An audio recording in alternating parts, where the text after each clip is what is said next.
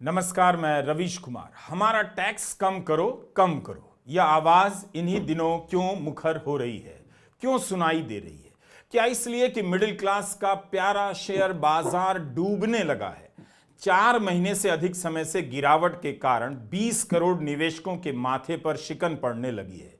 उनकी कमाई घटती जा रही है तो टैक्स की दरें कांटे की तरह चुभने लगी हैं। बाजार में हाहाकार मचा है तो अब नजर सरकार पर पड़ी है कि माई बाप ही टैक्स घटाकर कुछ राहत दे सकते हैं ताकि उनके हाथ में पैसा आए और वे खरीदारी की तरफ लौटें। शहरों में मांग में सुधार की उम्मीद कमजोर पड़ने लगी है।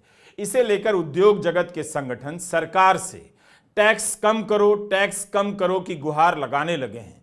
90 घंटा काम करने के बयान पर कितनी बहस हो गई, लेकिन उद्योग टैक्स की दरों को कम करने की बात कर रहा है, उस पर किसी ने ध्यान ही नहीं दिया। अखबारों ने भी टैक्स कम करो की मांग को प्रमुखता से पेश नहीं किया है। क्या टैक्स में राहत देकर बाजार में डूब रहे मिडिल क्लास को सरकार राहत दे सकती है? कहीं ऐसा तो नहीं कि मिडिल क्लास के बुरे दिन शुरू हो चुके हैं और इस बार उनके लिए अच्छे दिन का इंतजार और भी लंबा होने वाला है? पीएचडी, चेंबर ऑफ कॉमर्स से लेकर सीआईआई और फिक्की सभी टैक्स में सुधार की मांग कर रहे हैं। पीएचडी चेंबर ऑफ कॉमर्स की मांग है कि बैंकों में जमा राशि पर जो ब्याज मिलता है उस पर टैक्स की दर घटा दी जाए।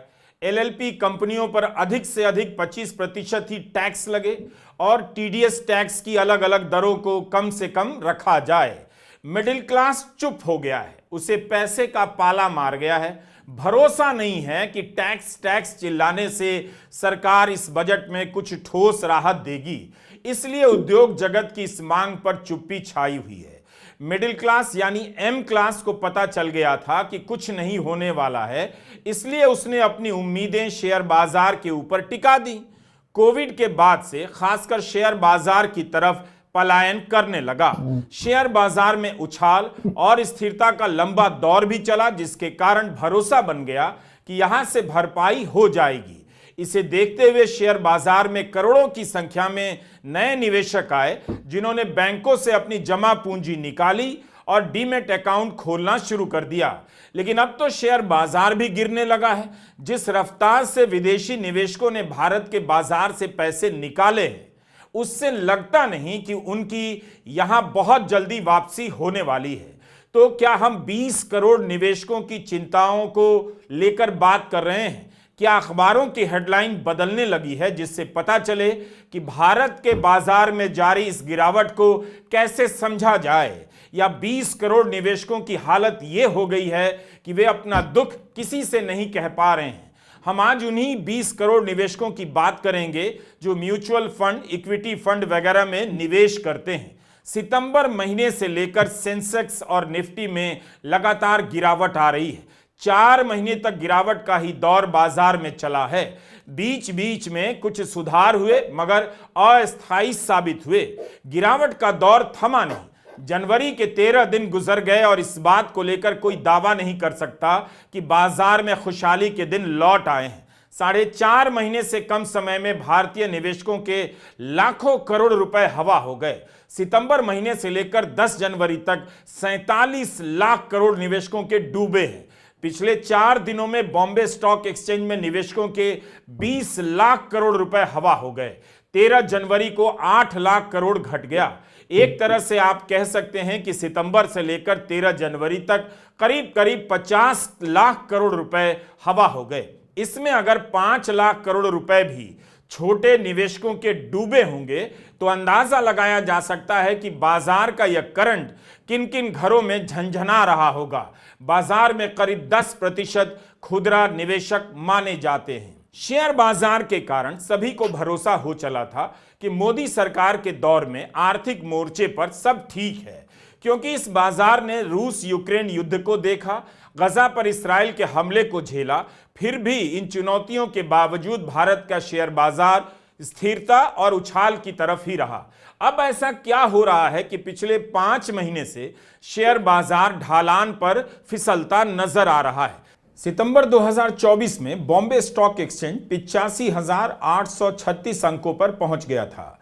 13 जनवरी को बॉम्बे स्टॉक एक्सचेंज 76,330 अंकों पर आ गया। 4.5 महीने में 9,000 अंक नीचे आ चुका है।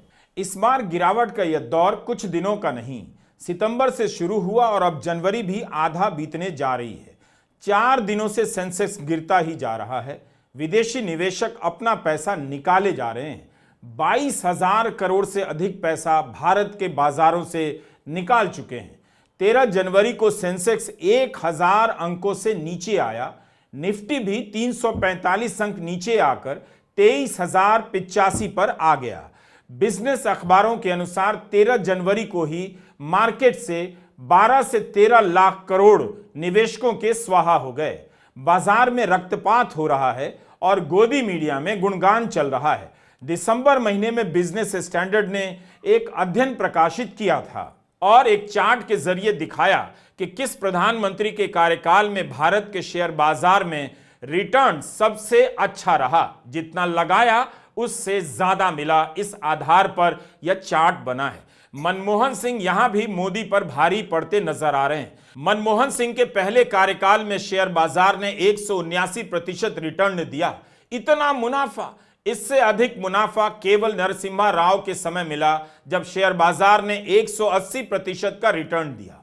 प्रधानमंत्री मोदी के पहले कार्यकाल में शेयर बाजार ने केवल 61.2% का रिटर्न दिया और दूसरे कार्यकाल में 81% का। इस साल जून से लेकर दिसंबर तक का रिटर्न 9.2% रहा है। इस वित्त वर्ष में क्या शेयर बाजार का रिटर्न अब बेहतर हो पाएगा? लेकिन जब शेयर बाजार ने 180, 179% का रिटर्न दिया, तब डीमैट खातों की संख्या में उस तरह से उछाल नहीं आया जिस तरह से मोदी सरकार के दौर में आया। यह मोदी के प्रति मिडिल क्लास का विश्वास ही था कि बैंकों से पैसा निकालकर लोगों ने शेयर बाजार में लगाना शुरू कर दिया। इसी के साथ डीमैट खातों की रफ्तार बढ़ने लगी। स्टेट बैंक ऑफ इंडिया ने पिछले 4 वर्षों में डीमैट खातों में हुई प्रगति के बारे में एक रिपोर्ट प्रकाशित किया है। मार्च 2020 में डीमैट खातों की कुल संख्या 4.1 करोड़ थी। अगले 4 साल 7 महीने में डीमैट खातों की संख्या बढ़कर 17 करोड़ हो जाती है। जाहिर है प्रधानमंत्री मोदी के दौर में एम क्लास यानी मिडिल क्लास को मोदी पर ज्यादा भरोसा रहा, तभी उसने बैंकों से पैसा निकालकर शेयर बाजार में लगाना शुरू किया। लेकिन अब जब मोदी के दौर में शेयर बाजार ने मनमोहन सिंह से काफी कम रिटर्न दिया है, यह बात धीरे धीरे सामने आ रही है। भारत का वोटर और निवेशक पैसा और वोट दोनों के मामले में एक जैसा बर्ताव करता है। पिछले 4-5 सालों में सेंसेक्स में अगर हम देखें या निफ्टी में बहुत तेज़ी से जो है वृद्धि आई है और इससे जो है मार्केट कैपिटलाइजेशन जिसको कहते हैं, पूरा शेयर बाजार का जितना पैसा उसमें लगा हुआ है तो वो बहुत तेज़ी से जो है वो बढ़ते हुए नज़र आया है। लेकिन अगर हम गौर करें तो हमारा जो असली अर्थव्यवस्था है, यानी हमारा जो उत्पादन है, जो कृषि का उत्पादन है, जो हमारा मैन्युफैक्चरिंग सेक्टर है उसका जो उत्पादन है, हमारा जो एक्सपोर्ट्स है, निर्यात है, या हमारा जो कंजम्पशन है, जो जितने हम हमारा भोग के पीछे हम जितने खर्चा करते हैं, ये जो असली इकोनॉमी है, रियल इकोनॉमी जो है, इसका ग्रोथ जो है वो शेयर बाजार के जैसा उतना तेज़ी से ग्रोथ जो है नहीं हुआ है। और हम जानते हैं कि लोकसभा चुनाव के जो रिजल्ट्स आए थे उस समय एग्जिट पोल के बाद बहुत भारी रकम से जो है शेयर बाजार में वृद्धि आई और रिजल्ट्स आने के बाद वो एकदम क्रैश हो गया। तो ये दिखाता है कि अभी शेयर बाजार का जो वृद्धि है वो काफ़ी आर्टिफिशियल वृद्धि जो है। शेयर बाजार का चढ़ना ही था कि लोकसभा चुनाव के समय प्रधानमंत्री मोदी और गृह मंत्री अमित शाह नतीजों से पहले शेयर बाजार में निवेश करने का सुझाव देने लगे। अमित शाह ने कहा कि 400 से ज्यादा सीटें आएंगी और बाजार में तेजी आएगी। प्रधानमंत्री मोदी ने कहा नतीजे के दिन 4 जून को स्टॉक मार्केट सारे रिकॉर्ड तोड़ देगा। एग्जिट पोल बीजेपी की प्रचंड जीत की घोषणा कर रहे थे।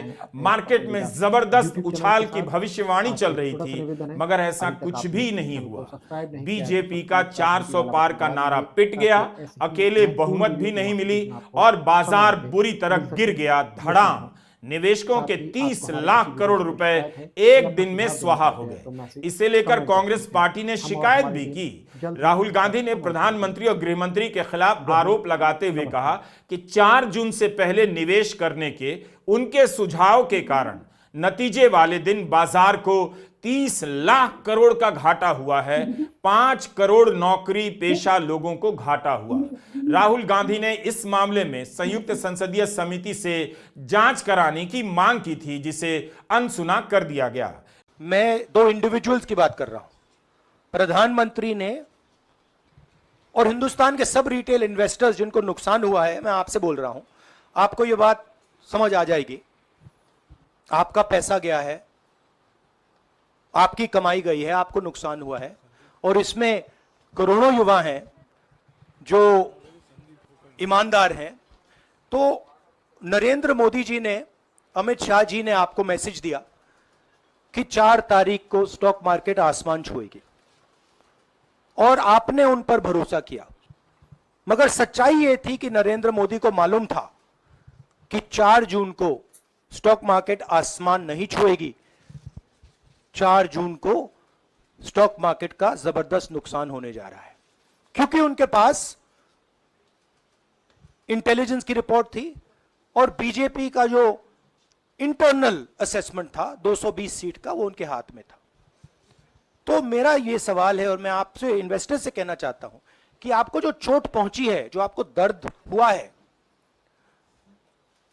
वो चोट नरेंद्र मोदी जी और अमित शाह के बयान ने आपको पहुंचाई है। और हजारों करोड़ रुपए किसी ना किसी ने चोरी किए हैं। वो आपके जेब से गए हैं, रिटेल इन्वेस्टर्स के जेब से गए हैं। तो मैं चाहता हूं, आपके लिए बोल रहा हूं, मैं